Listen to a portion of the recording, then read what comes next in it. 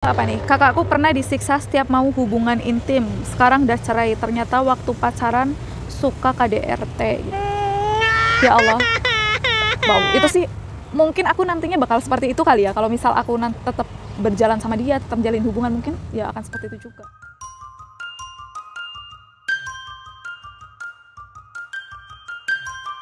Aku ingetin buat kalian yang suka sama channel aku, kembali aku ingetin untuk subscribe, like, comment, and share. Kita saling membantu ya.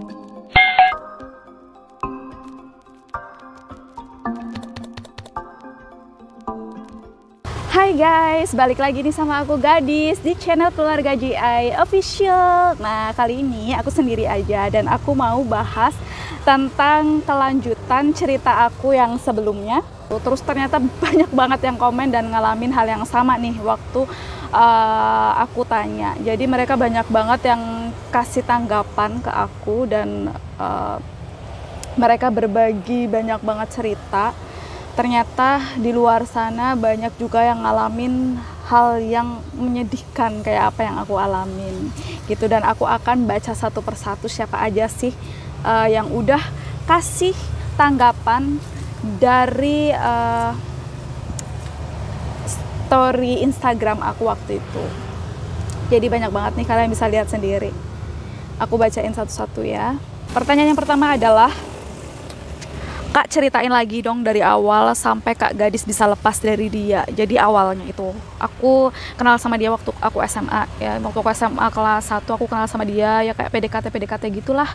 Terus waktu belum ada setahun pacaran lah pokoknya. Jadi baru beberapa bulan setelah kita pacaran, tadinya tuh dia tuh baik gitu, baik. Terus makin kesini tuh dia tuh kok jadi melakukan hal-hal yang tidak baik. Kayak contohnya tuh overprotective. Terus dia melakukan hal yang sangat kasar ke aku gitu.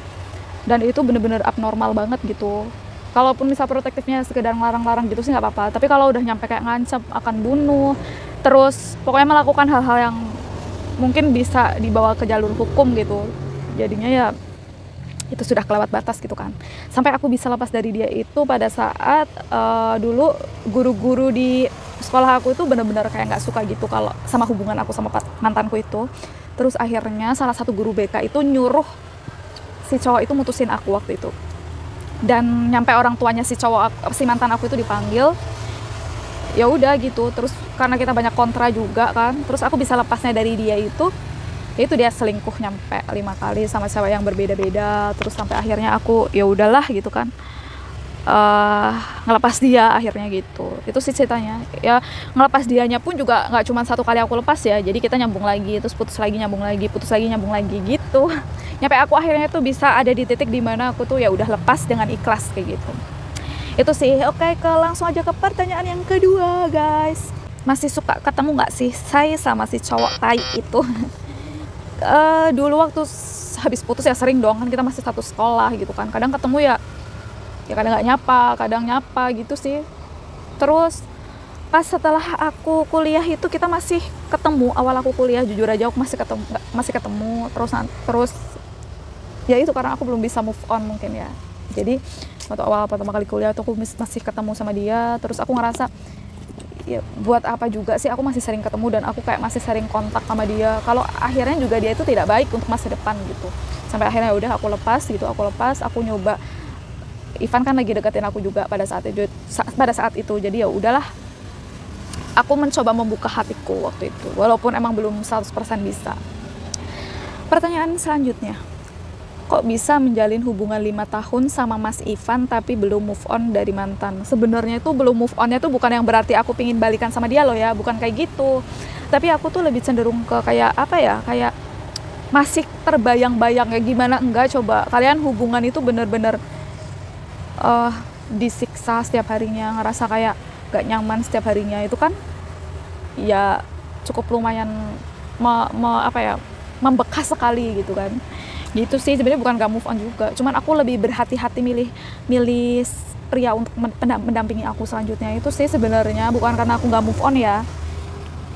Terus pertanyaan selanjutnya nih, pertanyaan ke berapa tadi berarti ya, ada pertanyaan keempat. Kejahatan apa yang paling jahat yang pernah dia lakukan ke Mbak? Yang paling jahat yang pernah dia lakuin itu nyuruh aku minum racun tikus waktu itu. Jadi gara-gara aku nggak mau nurutin kemauan dia waktu itu, nggak tahu kemauannya apa, aku lupa ya, udah aku lupain juga. Terus dia itu pulang sekolah bawa aku ke warung dan aku suruh minum segelas air putih. Dia bilang itu racun tikus, aku harus mati daripada dia mikir daripada aku tuh nggak nurut lah apalah gitu. Terus akhirnya aku minum dengan sampai nangis tuh aku minum gitu. Jadi ya udah aku minum, habis itu dia ketawa gitu, haha aku bohongin kamu itu bukan racun. Coba, kayak dia tuh kayak punya penyakit apa ya, psikopat. Dia itu benar-benar psikopat, kayak stres gitu loh. Jadi aku suruh minum racun tikus, setelah aku minum terus dia kayak hahaha gitu, ketawa gitu. Pokoknya serem deh, jujur aja sih serem. Makanya ya agak lumayan membekas itu karena itu sih sebenarnya. Pertanyaan selanjutnya, kalian pernah melakukan hal paling buruk apa aja selama pacaran? Hal paling buruk yang pernah kita lakukan adalah bolos. Jadi aku jujur aja, aku dulu pernah bolos satu hari. Dia itu ngancem gini, buktiin dong kalau kamu suka sama aku, ya udah ayo bolos gitu. Ya pada saat itu kan aku nggak suka ya hal-hal yang bolos, nakal-nakal kayak gitu. Jadi aku disuruh bolos dan pada saat itu aku nurutin, aku bolos. Mungkin aku waktu itu ketahuan kali ya, karena kan dia pada saat itu bolos juga dan aku juga bolos. Kenapa dua-duanya bisa bolos? Mungkin ada juga guru yang curiga pada saat itu. Gitu sih hal itu. Dan aku waktu itu bolos itu nggak kemana-mana sih, cuman diajak dia muter-muter doang gitu ke area rumahnya dia kan di pegunungan tuh. Ya udah ke situ aja gitu, udah nggak ngapa-ngapain gitu sih. Terus suami kakak tahu nggak kamu punya pengalaman punya mantan psikopat? Ya tahu dong, nih suamiku aja pada saat aku bikin video kayak gini ada di samping aku kok, yang sini yang tuh. Jadi gini, pada saat Ivan sudah mendekati aku gitu, dia punya rasa ke aku, aku udah ngasih tahu sebelumnya ke Ivan tentang masa laluku. Aku punya masa lalu seperti ini, aku belum bisa benar-benar 100-nya move on, belum 100% apa ya, bisa membuka hatiku gitu, belum bisa percaya dengan seorang pria. Dan pada saat itu Ivan tuh dengan tabah, dengan sabar, dengan apa ya, dengan caranya dia itu tetap berada di samping aku, gimana pun kondisi aku, gimana pun pada saat itu perasaan aku ke dia tetap berbesar hati sih. Makanya sampai sekarang aku tetap mempertahankan Ivan, karena Ivan itu satu-satunya seorang pria yang dia itu bisa menerima aku luar dalam aku gitu. Jadi dia bisa menerima masa lalu aku, bisa menerima, pokoknya dia luar biasa gitu. Sampai sekarang pun dia tetap luar biasa gitu. Oke, selanjutnya ceritain waktu kakak bisa move on bener-bener gak berharap sama dia dong.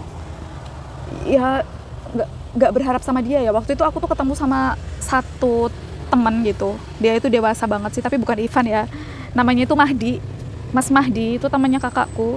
Jadi dia itu bener-bener kayak ngasih afirmasi positif banget sih ke aku waktu itu. Nggak tahu sih dengan cara apa dia bisa menolong aku waktu itu menjadi wanita yang lebih kuat. Jadi di situ tuh aku bener-bener ya mempelajari hidup banget gitu, bahwa semua hidup itu seseorang menjalani kehidupannya itu tidak selalu mulus, tidak selalu sesuai harapan. Ada lika-likunya. Jadi di situ aku disuruh untuk menikmati setiap inci rasa sakit, rasa apapun rasa yang ada di dalam hati, untuk distabilkan, untuk dinikmati walaupun itu sakit. Jadi aku sudah mulai berdamai dengan diriku sendiri, berdamai dengan rasa sakitku itu, sehingga aku ya sudah menerima keadaan, ya sudah begini memang aku harus putus, ya sudah memang begini kenyataannya, seperti itu. Oke, nah ini nih selanjutnya ada yang curhat juga kayak gini. Kamu tahu kan Dis, alasan aku cerai, aku ngalamin kayak apa yang kamu alamin, bahkan lebih parah dari ceritamu. Oke. Ya aku tahu orang ini siapa, aku nggak akan cerita dan nge-share ya. Jadi emang aku punya teman yang dia lebih parah lagi ngalamin dari aku, bahkan dia itu sampai punya anak dan ditinggalin gitu. Wow, itu sih luar biasa. Buat teman itu ya sabar, yang kuat aja ya. Ya beruntungnya aku bisa tahu kejelekan dia sebelum aku menikah gitu. Gimana kalau misal setelah aku menikah ya ngalamin hal itu, pasti kan sakit banget kan. Selanjutnya lagi apa nih, kakakku pernah disiksa setiap mau hubungan intim, sekarang udah cerai, ternyata waktu pacaran suka KDRT gitu. Ya Allah, wow, itu sih mungkin aku nantinya bakal seperti itu kali ya. Kalau misal aku nanti tetap berjalan sama dia, tetap jalin hubungan, mungkin ya akan seperti itu juga. Gila ya, bisa dibayangin gak sih mau hubungan intim disiksa itu gimana? Mungkin dia tuh ya psikopat kali, punya penyakit apa tuh, penyakit kelamin kali ya. Ya Allah, nauzubillah min dzalik, ya Allah. Apalagi pertanyaan apa lagi nih? Aku juga pernah punya pengalaman punya mantan yang seperti itu Dis, dan sekarang aku malah nikah sama dia. Wow, Terus gimana dong tuh selanjutnya? Ya semoga aja sih dia bisa tobat ya, bisa sadar, bisa apa ya, bisa nggak kayak gitu lagi lah gitu. Ya Allah. Jadi itu aja sih pengalamannya tadi, cerita-cerita dari mereka teman-teman aku yang ternyata ngalamin hal yang sama dan menyedihkan gitu. Ya udah cukup gini aja sih kalau kita tuh mikirnya, ya udah setiap manusia itu punya jalan kisahnya sendiri-sendiri yang bisa membuat kita belajar menjadi lebih baik lagi, belajar tentang kehidupan ini gitu kan. Setiap orang mungkin punya kisahnya sendiri-sendiri. Nah ini aku kasih masukan aja buat kalian yang sekarang nih masih menjalani hal yang sama kayak aku, ngalamin hal yang sama kayak aku waktu itu. Sebelum kalian menikah, kalau ngerasa kalian waktu pacaran itu dia sudah tidak baik, ya udah lepasin aja. Kalian itu menikah bukan buat 1 atau 2 tahun lagi, tapi untuk selamanya. Dan kalian gak mau kan ketika kalian mengalami hal-hal yang tadi sudah diceritain, yang sudah dibagi sama teman-teman aku itu, yang mau berhubungan intim aja kalian disiksa dulu gitu. Ya Allah, serem banget gitu kan. Nah, jadi kalau bisa ya berpacaran yang positif aja deh. Kalau pacaran sekiranya udah baik, ya udah boleh lanjut. Tapi kalau sekiranya pacaran kalian udah negatif, itu biasa ke belakangnya juga negatif kayak gitu.